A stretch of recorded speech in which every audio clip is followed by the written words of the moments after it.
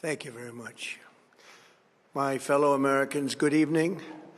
Let me begin by congratulating the team at NASA and our brave astronauts on the successful launch of Artemis II. It was quite something. It will be traveling further than any manned rocket has ever flown and will very substantially pass the moon, go around it, and come back home from a distance that has never been done before. It's amazing. They are on the way, and God bless them. These are brave people. We want to God bless those four unbelievable astronauts. As we speak this evening, it's been just 1 month since the United States military began Operation Epic Fury, targeting the world's #1 state sponsor of terror, Iran. In these past 4 weeks, our armed forces have delivered swift, decisive, overwhelming victories on the battlefield, victories like few people have ever seen before. Tonight, Iran's Navy is gone. Their Air Force is in ruins. Their leaders, most of them terrorist regime they led, are now dead. Their command and control of the Islamic Revolutionary Guard Corps is being decimated as we speak. Their ability to launch missiles and drones is dramatically curtailed, and their weapons, factories, and rocket launchers are being blown to pieces. Very few of them left. Never in the history of warfare has an enemy suffered such clear and devastating large-scale losses in a matter of weeks. Our enemies are losing in America, as it has been for 5 years under my presidency, is winning, and now winning bigger than ever before. Before discussing this current situation, I also want to thank our troops for the masterful job they did in taking the country of Venezuela in a matter of minutes. That hit was quick, lethal, violent, and respected by everyone all over the world. After rebuilding our military during my first term, we have by far the strongest military anywhere in the world. And now we're working along with Venezuela and are, in a true sense, joint venture partners. We're getting along incredibly well in the production and sale of massive amounts of oil and gas, the second largest reserves on Earth after the United States of America. We're now totally independent of the Middle East, and yet we are there to help. We don't have to be there. We don't need their oil. We don't need anything they have, but we're there to help our allies. Tonight, I want to provide an update on the tremendous progress our warriors have made in Iran and discuss why Operation Epic Fury is necessary for the safety of America and the security of the free world. From the very first day I announced my campaign for president in 2015, I have vowed that I would never allow Iran to have a nuclear weapon. This fanatical regime has been chanting death to America, death to Israel for 47 years. Their proxies were behind the murder of 241 Americans in the Marine barracks bombing in Beirut, the slaughter of hundreds of our service members with roadside bombs. They were involved in the attack on the USS Cole, and they carried out the countless other heinous acts, including the just horrible, bloody atrocities of October 7th in Israel, something that most people have never seen anything like it. This murderous regime also recently killed 45,000 of their own people who were protesting in Iran. 45,000 dead. For these terrorists to have nuclear weapons would be an intolerable threat. The most violent and thuggish regime on earth would be free to carry out their campaigns of terror, coercion, conquest, and mass murder from behind a nuclear shield. I will never let that happen, and neither should any of our past presidents. This situation has been going on for 47 years and should have been handled long before I arrived in office. I did many things during my 2 terms in office to stop the quest for nuclear weapons by Iran. First, And perhaps most importantly, I killed General Qasem Soleimani in my first term. He was an evil genius, brilliant person, a horrible human being, however, the father of the roadside bomb. And he lived just horrible, what he did. Iran would have been perhaps in far better, stronger position. Had he lived, we would have had probably a different conversation tonight. But you know what? We'd still be winning and winning big. And then, very importantly, I terminated Barack Hussein Obama's Iran nuclear deal, a disaster. Obama gave them $1.7 billion in green cash, took it out of banks from Virginia, D.C., and Maryland, all the cash they had. He flew it by airplanes in an attempt to buy their respect and loyalty, but it didn't work. They laughed at our president and went on with their mission to have a nuclear bomb. His Iran deal would have led to a colossal arsenal of massive nuclear weapons for Iran, and they would have had them years ago, and they would have used them. It would have been a different world. There would have been no Middle East and no Israel right now, in my opinion, the opinion of a lot of great experts, had I not terminated that terrible deal. And I was so honored to do it. I was so proud to do it. It was so bad right from the beginning. Essentially, I did what no other president was willing to do. They made mistakes, and I am correcting them. My first preference was always the path of diplomacy, yet the regime continued their relentless quest for nuclear weapons and rejected every attempt at an agreement. For this reason, in June, I ordered a strike on Iran's key nuclear facilities, an Operation Midnight Hammer. Nobody's ever seen anything like it. Those beautiful B-2 bombers performed magnificently. We totally obliterated those nuclear sites. The regime then sought to rebuild their nuclear program at a totally different location, making clear they had no intention of abandoning their pursuit of nuclear weapons. They were also rapidly building a vast stockpile of conventional ballistic missiles and would soon have had missiles that could reach the American homeland, Europe, and virtually any other place on Earth. Iran's strategy was so obvious. They wanted to produce as many missiles as possible, and they did, with the longest range possible. And they had some weapons that nobody believed they had. We just learned that out. We took them out. We took them all out so that no one would really dare stop them. And their race for a nuclear bomb, a nuclear weapon like nobody's ever seen before. They were right at the doorstep.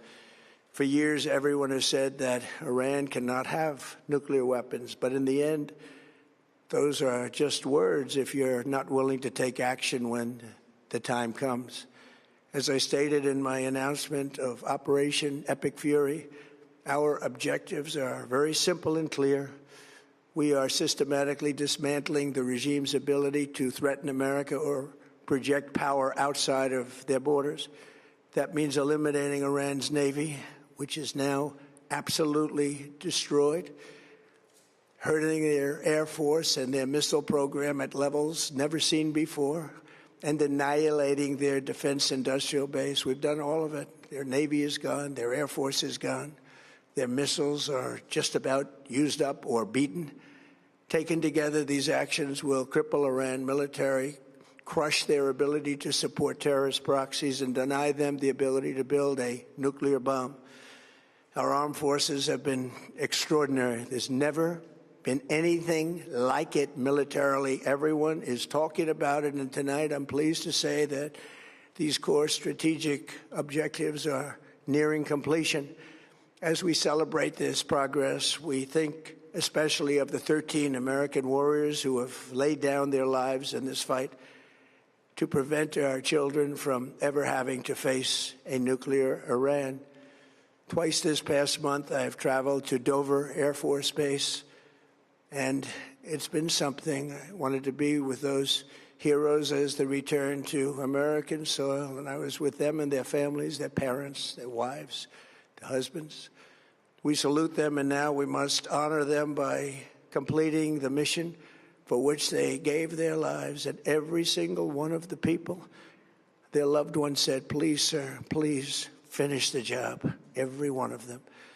And we are going to finish the job, and we're going to finish it very fast. We're getting very close. I want to thank our allies in the Middle East, Israel, Saudi Arabia, Qatar, the UAE, Kuwait, and Bahrain.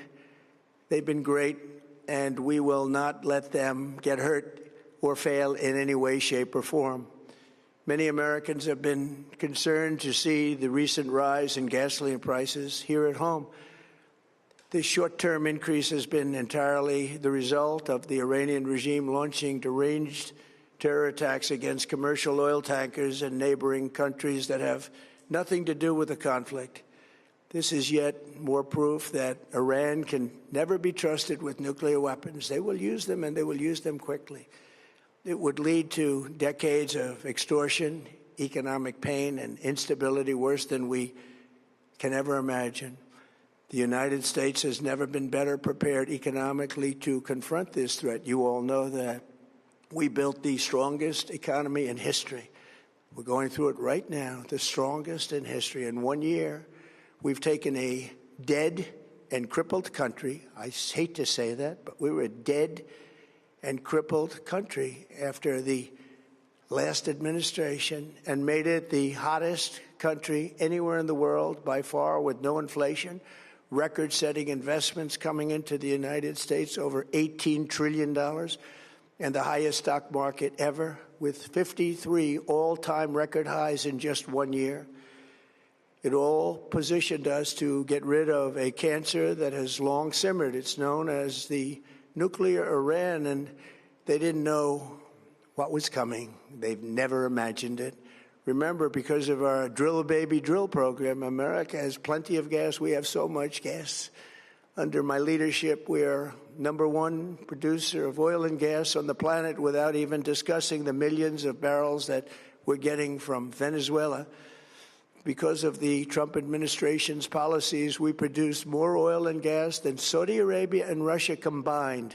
Think of that, Saudi Arabia and Russia combined. And that number will soon be substantially higher than that.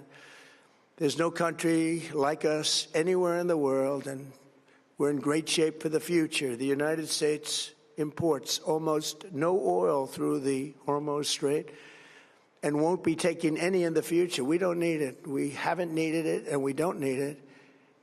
We've beaten and completely decimated Iran. They are decimated, both militarily and economically and in every other way. And the countries of the world that do receive oil through the Hormuz Strait must take care of that passage. They must cherish it. They must grab it and cherish it. They can do it easily.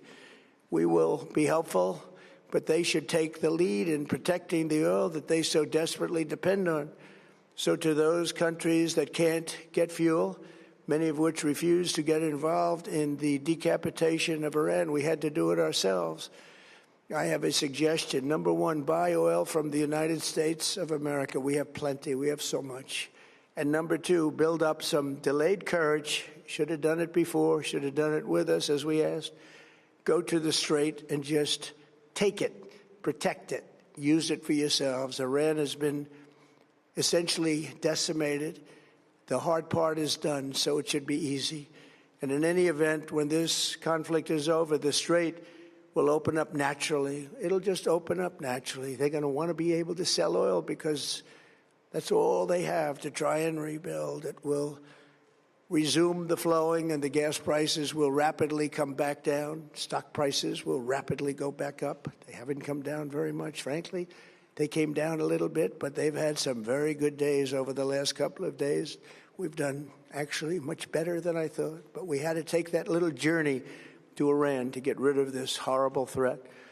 With our historic tax cuts, where people are just now talking about receiving larger refunds than they ever thought possible, they are getting so much more money than they thought. That's from the great, big, beautiful bill. Our economy is strong and improving by the day, and it will soon be roaring back like never before. It will top the levels that it was a month ago. I've made clear from the beginning of Operation Epic Fury that we will continue until our objectives are fully achieved. Thanks to the progress we've made, I can say tonight that we are on track to complete all of America's military objectives shortly, very shortly. We're going to hit them extremely hard over the next 2 to 3 weeks. We're going to bring them back to the Stone Ages where they belong.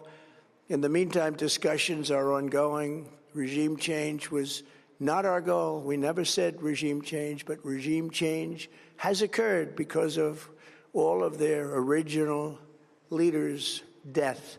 They're all dead. The new group is less radical and much more reasonable. Yet if during this period of time no deal is made, we have our eyes on key targets. If there is no deal, we are going to hit each and every one of their electric generating plants very hard and probably simultaneously. We have not hit their oil, even though that's the easiest target.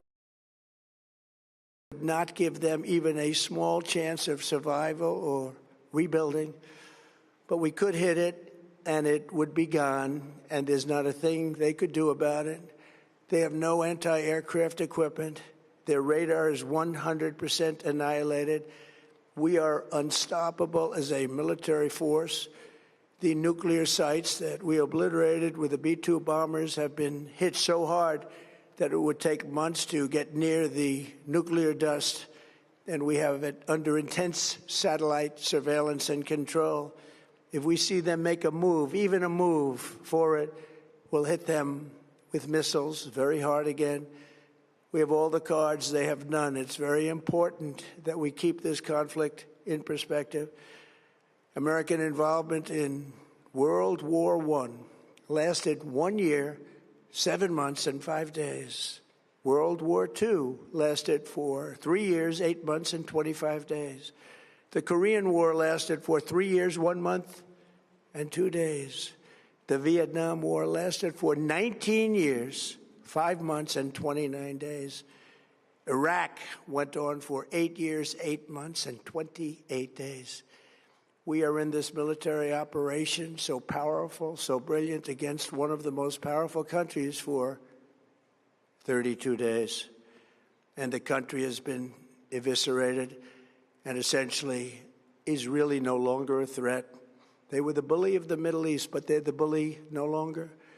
This is a true investment in your children and your grandchildren's future. The whole world is watching, and they can't leave the power, strength, and brilliance. They just can't believe what they're seeing. They leave it to your imagination, but they can't believe what they're seeing, the brilliance of the United States military. Tonight, every American can look forward to a day when we are finally free from the wickedness of Iranian aggression and the specter of nuclear blackmail. Because of the actions we have taken, we are on the cusp of ending Iran's sinister threat to America and the world. And I'll tell you, the world is watching. And when we do, when it's all over, the United States will be safer, stronger, more prosperous, and greater than it has ever been before. May God bless the men and women of the United States Armed Forces, and may God bless the United States of America. Thank you very much, and good night.